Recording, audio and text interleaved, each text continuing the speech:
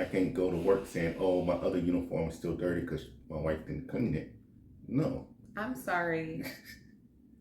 That feels like a dig. no, that's Because not. I've always kept No, an extremely clean house. that's So, not a dig on you at all. I'm saying that as a military member, we have to take that responsibility first. hi, friends. Hello, welcome back to another episode.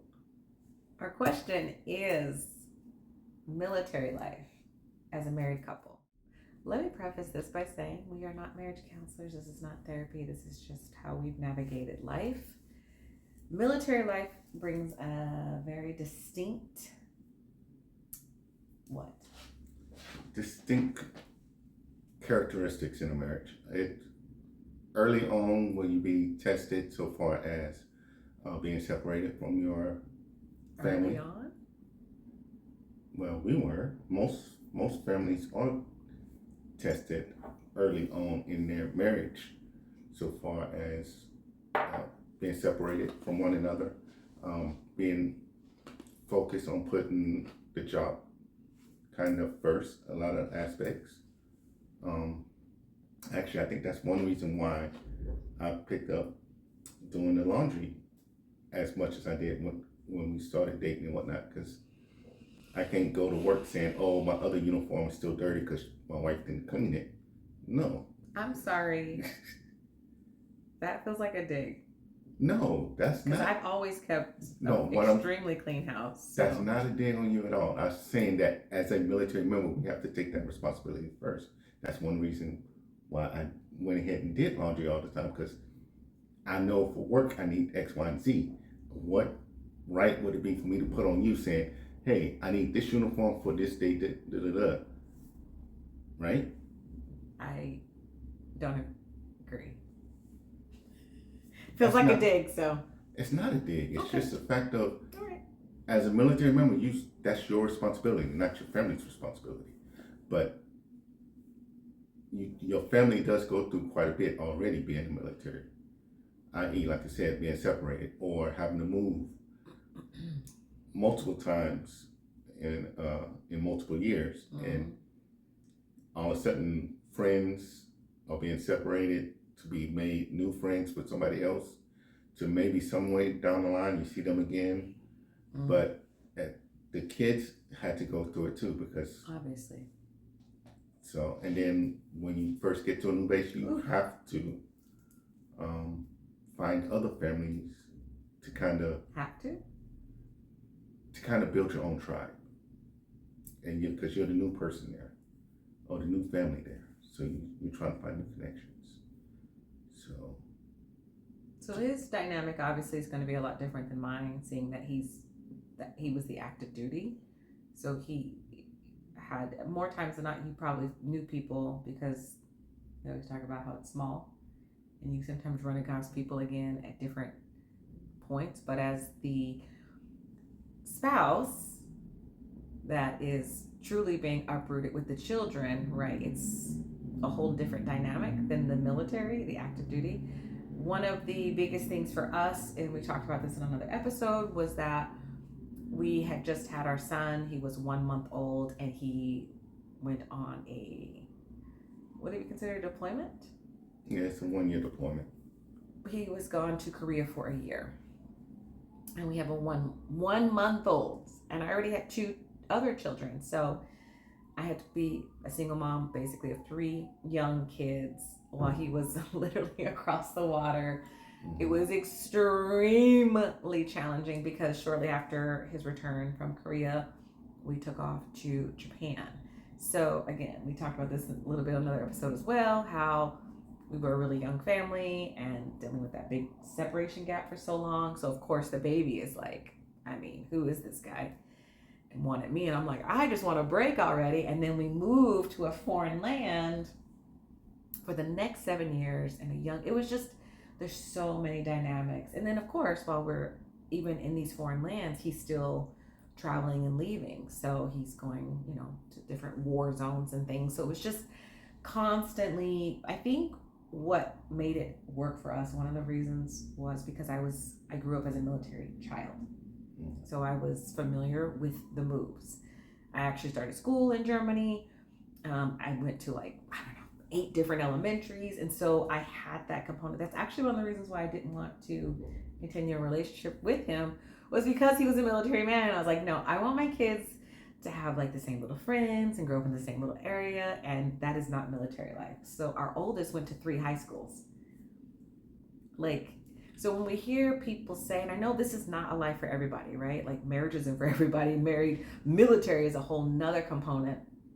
So when I hear people say, oh, we thought about moving, but our kids are in school, and I'm just like, yeah, there's kids all over the world, and there's schools all over the world. School transfers. They transfer to a different school. To me, it's like, that's not a reason not to do something because your kid, but I get it. I can understand it, but it's like, don't let that be the reason to stop you, because you would be surprised how many people do just fine. And some people, do better than others. Some people love the new whatever. So it was, military life is not for the faint of heart. We made some beautiful friends, like family that we still are in contact with, because you do have to rely on each other. Everybody's away from home, so you do have to create your own new little families, and it worked out. It's very cool experiences. My youngest at the time was, just like I said, a little over 1 when we arrived to Japan, and we were there for 7 years. So he left as an 8-year-old. I mean, the first 8 years of your life basically being abroad. So I would say he was Blackanese. All my kids are sushi snobs, and but I just immersed them into different cultures and things that we did, and made the best of it. I wasn't a fan personally. There was, of course, good points, but yeah, it was a lot. But I think part of the reason why we are abroad now is because we're not afraid of being uncomfortable, and adaptability. Not afraid to make the move. We're not afraid to make the move because life is too short. Life is short. We don't know what's to come, and it's fine. People are people, right? And you make the best of it. Just try to focus on what you can. And of course, this move is a lot different than military move. Yeah, because we have to put the bill all ourselves. Yeah. Organize everything all ourselves. Right. We didn't have the military, the government to kind of be a buffer, if you will. Yeah. It was all, but still, it equipped us, I think, we know how to adapt. Adaptability is a good thing to have, for sure, right? Definitely. Any advice for anybody who maybe, what would you consider be similar to military? Anybody maybe in law enforcement? I mean, that's not quite the same because law enforcement doesn't go to TDY, or maybe something that I was thinking similar, like the oil rig workers, stuff like that. Okay. When anybody on what we call the Panama shift, where at work for like, the Panama shift can change a little bit, but at work for like 4 days, off for 2, then at work firefighters? again. Don't they do that? I think they do that. Yeah, too. I think so too, because then you're having to stay in a different location outside of the home. Stuff like that will be a small comparison. Yeah, for sure. Yeah, but whatever it may be, just understanding that, trying to find what works for you and your rhythms. Community is really, really big. I just highly suggest, for those of you who have moved abroad, whether it was military or on your own, drop in the comments some ways that you helped kind of make the transition easier. And if you had children, because that's a whole nother, some people, it's a lot easier to move just 2 people versus families, right? Because trying to get them established and things. So some advice I can offer for the moms, if you have kids and you have a spouse that has these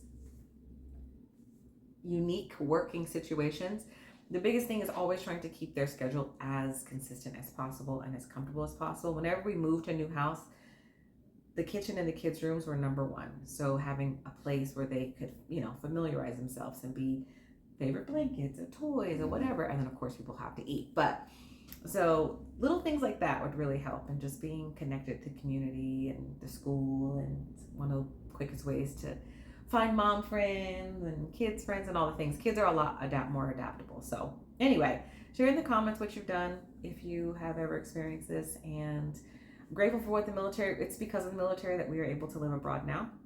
Yes. Though I am not patriarch and I don't bleed my flag. my husband has done the work, I have done the work, and now we are able to live abroad because of him being able to retire so early. And And some of the lessons that I learned.